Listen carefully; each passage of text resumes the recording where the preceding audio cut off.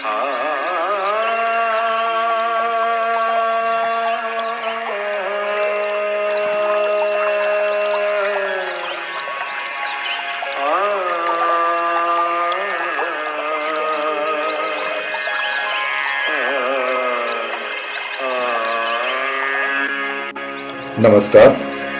सर्वांचं स्वागत.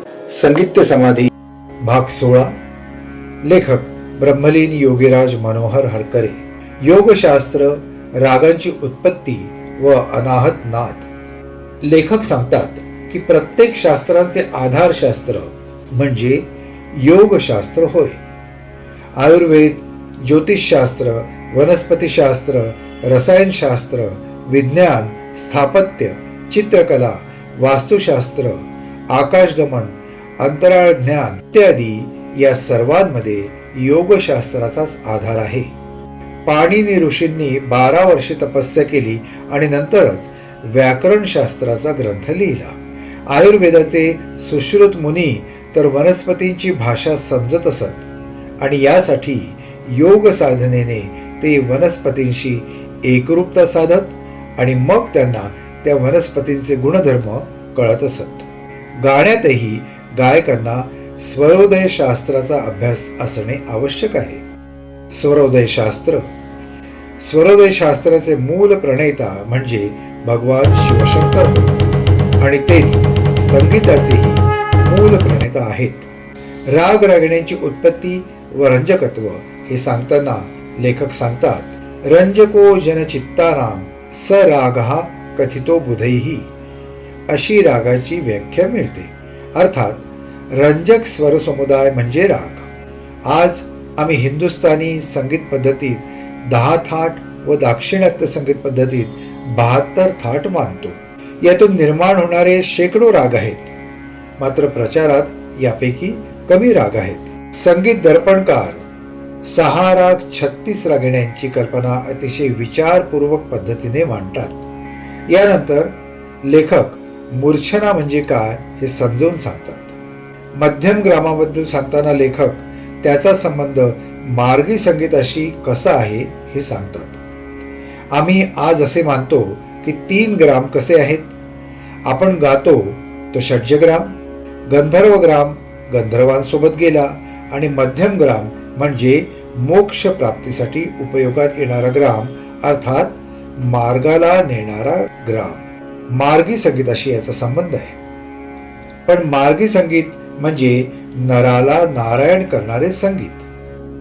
याच मार्गी संगीतात अनाहत नादाची अनुभूती येते.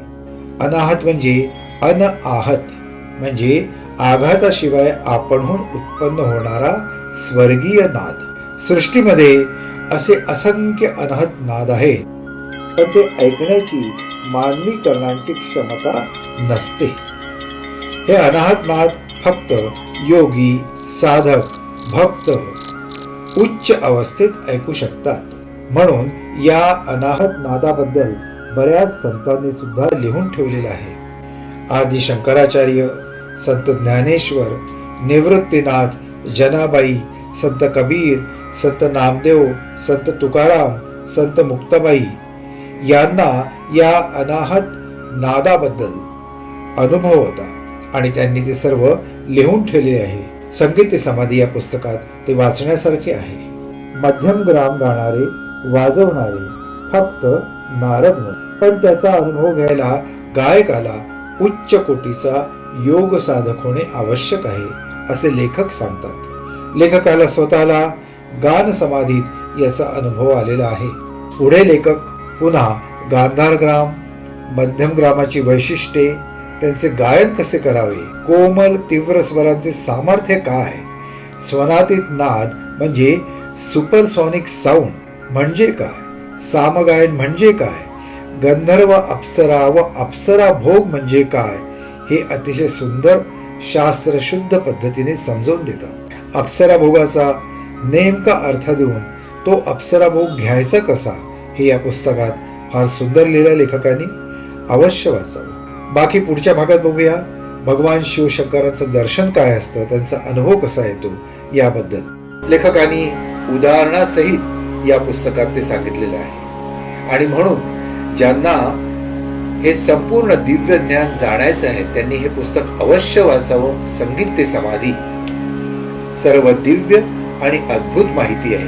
लेखक ब्रह्मलीन योगीराज मनोहर हरकरे यांनी लिहिलेलं हे एकमेव असं पुस्तक आहे की ज्याच्यामध्ये हे दिव्य ज्ञान मांडण्यात आलेलं आहे. हे पुस्तक आपण सर्वांनी, अर्थात सर्व गायक क्षेत्रातील सर्व गायकांनी, वादकांनी, सगळ्यांनी हे अवश्य वाचावं. आणि वाचायचं असेल तर या एपिसोडच्या खाली स्क्रीनवर जो नंबर दिलाय त्याच्यावर संपर्क साधल्यास आपल्याला ते पुस्तक निश्चितपणे मिळू शकेल. सगळ्यांनी अवश्य वाचावं असं हे पुस्तक आहे. धन्यवाद. आजच्या भागात एवढंच. पुन्हा भेटूया पुढच्या भागात. भजे हरि को सदा, जो भजे हरि को सदा, तोहि परम पद पावेगा, तोहि परम पद पावेगा, तोहि परम पद पावेगा.